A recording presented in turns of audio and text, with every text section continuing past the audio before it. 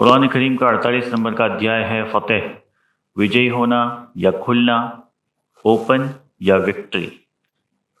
حضرت محمد کا مول نواس مکہ تھا۔ 40 ورش کی آیو میں پرمیشور نے مانوتا کو مارگدرشن کے لیے انہیں اپنا دودت چن لیا۔ 13 ورش تک لوگوں کو قرآن کی اچھی باتیں سکھلانے کا پرینام یہ نکلا کہ مکہ کے نیتا اور کعبہ کے دیکھ ریکھ کرنے والے ان کو اپنا دشمن سمجھنے لگے، کیونکہ انہیں اپنے ہاتھوں سے ستہ چھن جانے کا اور ویوسائے پر پکڑ ڈھیلی پڑنے کا خطرہ محسوس ہونے لگا کہ قرآن ظلم، انیائے اور بھرشٹاچار کو ختم کرتا ہے اور نیائے کو پھیلاتا ہے۔ اس کارن ادھکتر غلام، پیڑت اور ونچت لوگوں نے انہیں اپنایا، وہ جو صحیح راستے پر آنا چاہتے تھے، جنہیں انیائے سے نفرت تھی، جو نرم دل تھے، اور ان کے ونش بنو ہاشم نے ان کا ساتھ دیا، جن میں ان کے تاؤ کے بیٹے حضرت علی، تاؤ حمزہ اور عبد المطلب آگے آگے تھے۔ 13 ورشوں میں کیول 100 سے کچھ ادھک لوگ ان کے ماننے والے بنے، جن پر مکہ کے قبیلہ قریش کے ستہ دھاری لوگوں نے اتنا ظلم کیا کہ انہیں مکہ چھوڑ کر ایتھوپیا اور مدینہ جانا پڑا۔ جب حضرت محمد کو مارنے کی کوشش کی گئی تب وہ بھی مدینہ کی اور چلے گئے، جہاں پر 2 قبیلے اوس اور خزرج ایک دوسرے سے 100 سالوں سے لڑ لڑ کر تباہ ہو رہے تھے۔ وہ اب شانتی چاہتے تھے۔ انہوں نے حضرت محمد کے وشے میں سن رکھا تھا کہ پرمیشور کا ایک دودت جو شانتی کا سندیش دیتا ہے وہ مکہ میں ہے۔ وہ جب مکہ حج کرنے، کعبہ کے درشن کرنے آتے تو حضرت محمد کے پروچن سنتے تھے۔ وہ شانتی کی کھوج میں تھے۔ اس پرکار وہ ان کے انویائی بن گئے، اور ایک رات چپکے سے قریش سے چھپ کر عقبہ کی گھاٹی میں انہوں نے حضرت محمد کو پرتجھیا دی کہ وہ اپنے دھن اور سنتان سے بڑھ کر حضرت محمد کی رکشا کریں گے، اور جو بھی آدیش حضرت محمد انہیں دیں گے وہ اس کا پالن کریں گے، چاہے انہیں وہ آدیش پسند ہو یا ان کے دل کو بھاری لگے۔ اس پر حضرت محمد کے تاؤ عباس نے 2 مرتبہ ان سے گواہی لی کہ یدی میرے بھتیجے محمد کو مدینہ لے جانے کے بعد ساتھ چھوڑ دو گے تو ابھی سے چھوڑ دو۔ پھر جب لوگ پرتجھیا دینے کے لیے حضرت محمد کا ہاتھ تھامنے کے لیے اٹھے تو قبیلہ خزرج کے اسعد بن زرارہ نے پہلے ہاتھ تھام کر دوبارہ ان کو اس کے پرینام بتائے کہ تمہیں سب لوگوں سے دشمنی مول لینی پڑے گی، جس پر لوگ تیار ہو گئے اور انہوں نے حضرت محمد کے ہاتھ پر پرتجھیا لے کر شپت کو پکا کر لیا۔ اس کے بعد حضرت محمد مکہ چھوڑ کر مدینہ کی اور چلے۔ جب مدینہ کے اوس اور خزرج کو پتہ چلا تو وہ بہت خوش ہوئے، لیکن مدینہ میں کچھ اور انیہ دھرم، جاتی اور سمودائے کے لوگ بھی رہتے تھے، جن میں بہودیووادی، کافر یعنی ستیہ کو پہچان کر نہ ماننے والے، یہودی، عیسائی، سابی، مجوسی جنہیں زرتشت زورواسٹرین کہا جاتا ہے جو آگ کی پوجا کرتے ہیں، اور کپٹ لوگ جو زبان سے مانتے تھے کنتو ان کے دل میں حضرت محمد اور ان کے انویائی کے پرتی نفرت بھری ہوئی تھی، جن میں عبداللہ بن ابی سب سے بڑھ کر تھا، کیونکہ اوس اور خزرج اس کو اپنا لیڈر بنانے والے تھے۔ اور اسی سمے حضرت محمد مدینہ پہنچ گئے۔ مدینہ میں لوہار اور سونار کے کاروبار یہودیوں کے قبضے میں تھے۔ اوس اور خزرج کے لوگ اپنی بہادری کے لیے جانے جاتے تھے، اور اس کا فائدہ اٹھا کر یہودی انہیں آپس میں لڑواتے، دکھاوے کے لیے صلح کی بات کرتے، لیکن اندر سے اوس اور خزرج کو ایک دوسرے کے خلاف بھڑکانے میں لگے رہتے، اور وہ اپنا سونا یہودیوں کے پاس گروی رکھ کر ہتھیار خریدتے تھے۔ یہودی مدینہ سے اتر کی اور خیبر نامی جگہ پر گڑھیوں میں رہتے تھے۔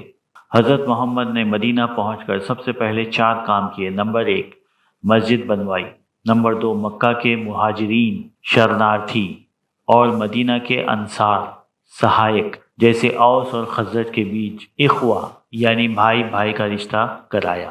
نمبر 3 آس پاس کے سبھی قبیلوں سے شانتی سمجھوتا کیا۔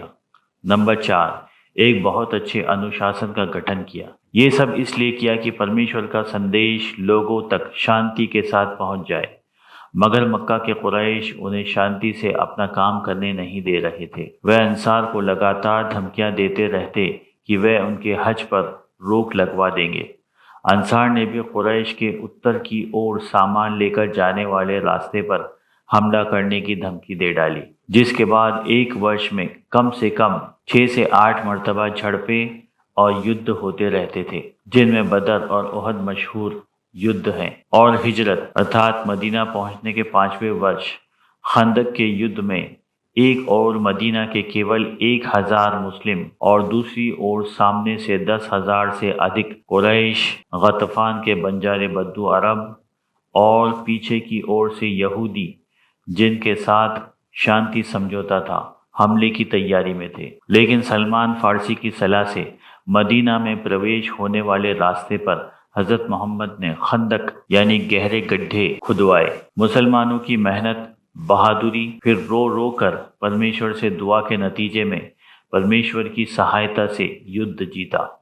परमेश्वर ने ऐसी आंधी चलाई कि दुश्मन के तंबू उखड़ गए, जानवर भाग गए, खाने पकाने की हंडियां उलट गई। घेराबंदी लंबी होने के कारण उन्हें सामान्य रसद की कमी थी, उस पर आंधी ने रही सही कसर पूरी कर दी। यहूदी और कपट पहले वर्ष से ही षड्यंत्र में लग गए और मक्का आकर कुरैश के साथ गठजोड़ कर लिया। ये बात हजरत मोहम्मद अच्छी तरह जानते थे कि मदीना मक्का और खैबर के बीच में स्थित है और दोनों ओर से आक्रमण के नतीजे में मदीना बर्बाद हो सकता है। इसलिए मक्का के साथ शांति समझौता बेहद जरूरी है। इंसान को जिस चीज की चाह होती है, फिर वो रात दिन उसी के विषय में सोचता है और लोगों की भलाई के बारे में न सिर्फ सोचना बल्कि उसके लिए काम करते रहना, ये परमेश्वर दूत से बढ़कर और कौन कर सकता है। इसी के चलते हिजरत यानी मदीना पहुंचने के 6ठे वर्ष हजरत मोहम्मद ने सपना देखा कि वो और उनके साथी हज यात्रा पर मक्का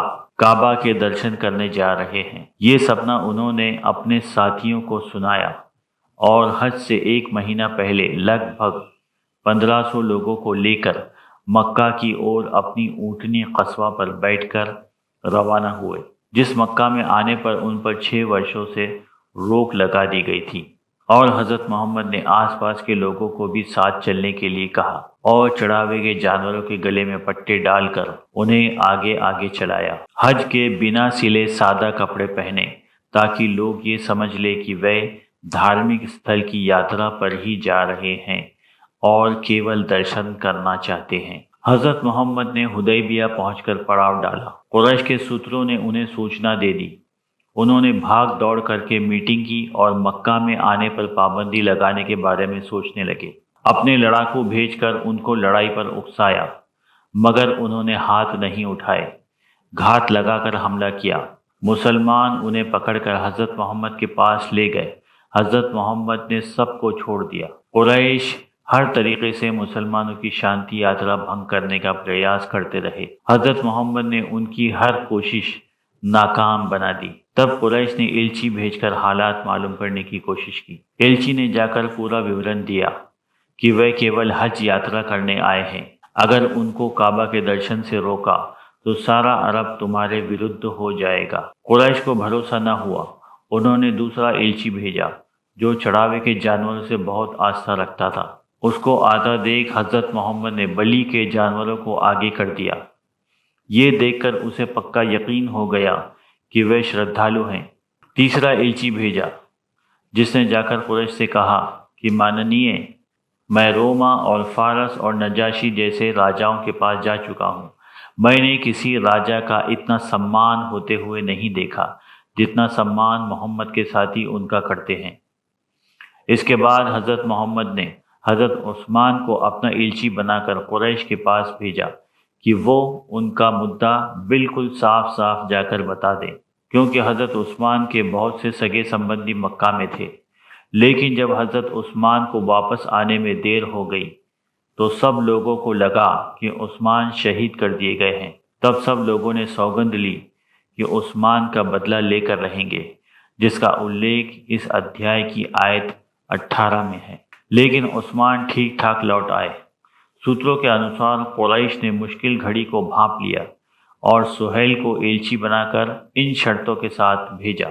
नंबर 1, इस वर्ष मक्का में प्रवेश किए बिना वापस लौट जाएं और अगले वर्ष आएं। नंबर 2, 10 वर्ष तक युद्ध बंदी रहेगी, कोई किसी पर हमला नहीं करेगा।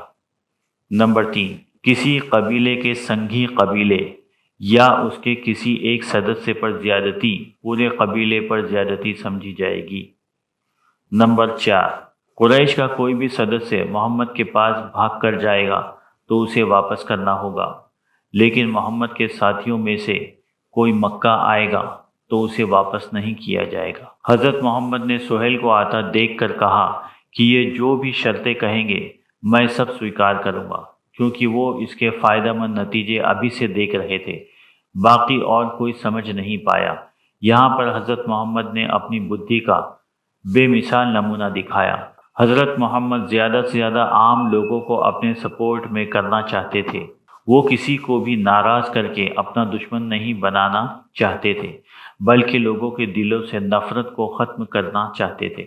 وہ یہ جانتے تھے کہ مکہ کے قریش سے سمجھوتا ہو جانے پر ان کو راحت ملے گی اور شانتی سندیش دینے میں رکاوٹ ختم ہو جائے گی، اور قریش کو سمجھوتے میں باندھ کر پھر خیبر کے یہودیوں سے نپٹنا آسان ہو جائے گا، کیونکہ وہ دھوکے پر دھوکے دیتے چلے آ رہے تھے۔ اسی لیے دب کر سمجھوتا کر لیا، اور ان کے آدیش پر ان کے ساتھیوں کا پالن بھی بڑا سراہنیہ ہے، کیونکہ ان کے ساتھیوں کی اچھا کے وپریت حضرت محمد فیصلے کر رہے تھے۔ یہاں تک کہ حضرت عمر بھی سمجھ نہ پائے، لیکن پھر بھی آگیا کا پالن کرتے رہے۔ وشیش طور پر چوتھی شرط کے وشے میں سب لوگوں کا دل بہت تلملایا۔ حضرت محمد نے کہا، جو ہم میں آ کر ملنا چاہتا ہے اللہ اس کے راستے آسان کر دے گا، اور جو ہم سے نکل کر جانا چاہتا ہے اس سے ہمیں کوئی فائدہ نہیں۔ ابھی اس سمجھوتے پر مہر لگنے ہی والی تھی کہ سہیل کے بیٹے ابو جندل بیڑیوں میں جکڑے ہوئے آئے، جو مسلمان ہو چکے تھے اور مدینہ جانا چاہتے تھے۔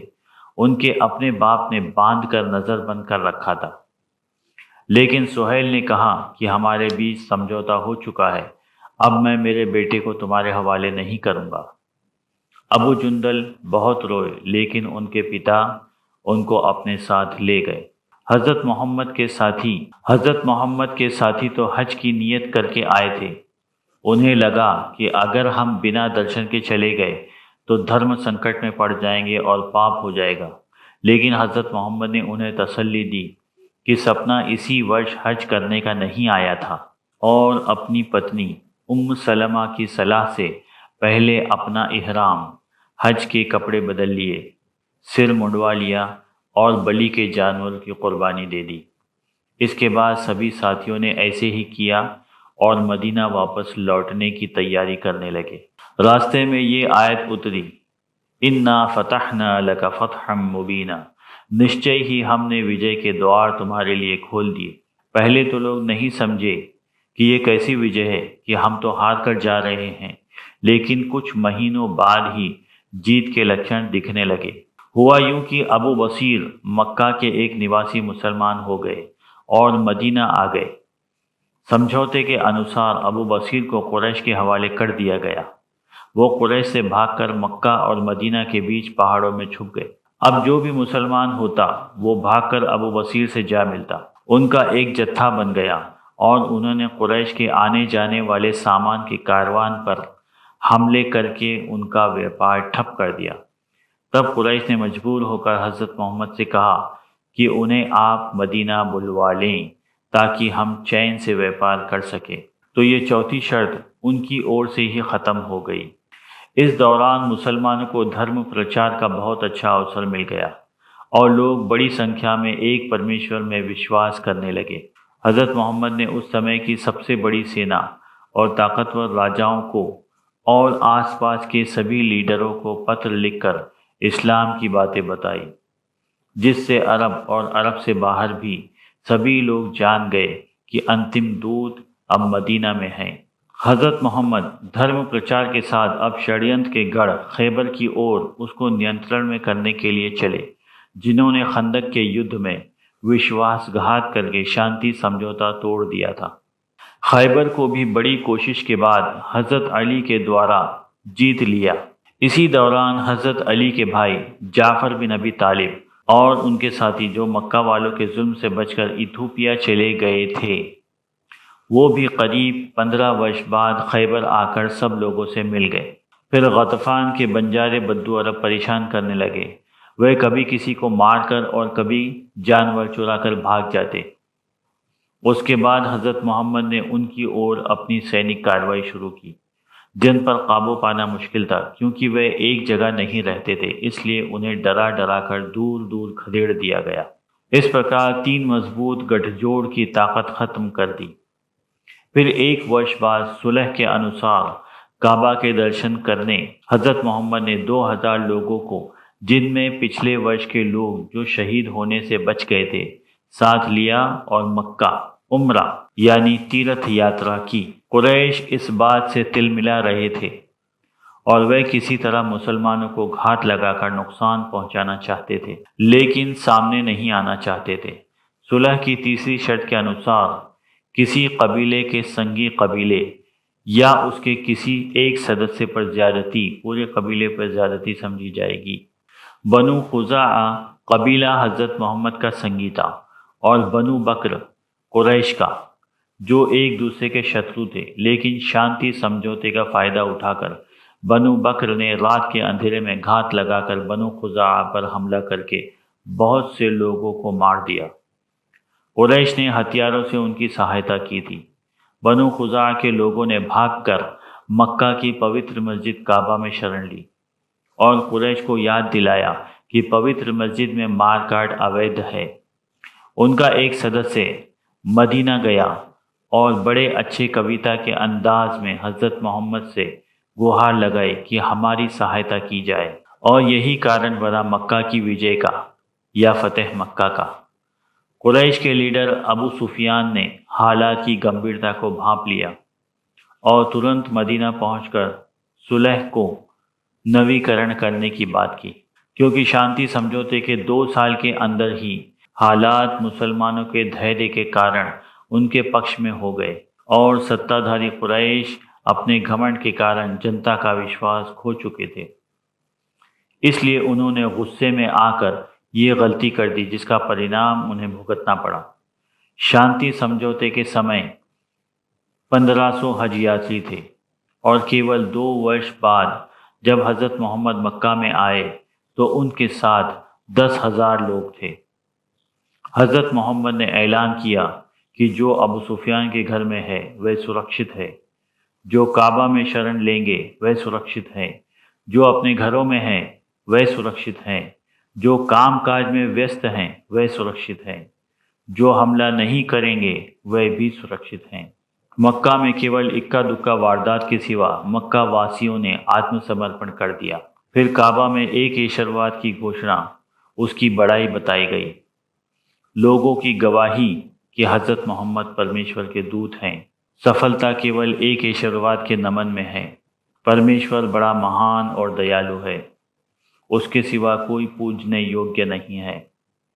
پھر کعبہ میں اپستھت قریش کے سبھی لیڈروں کو شمع کر دیا، جس کا نتیجہ یہ نکلا کہ سارا عرب دیش حضرت محمد کی عقل مندی، دیالوتا اور پرمیشور پر آستھا اور مارگ درشن سے ایک ایشورواد پر ایکتر ہو گیا۔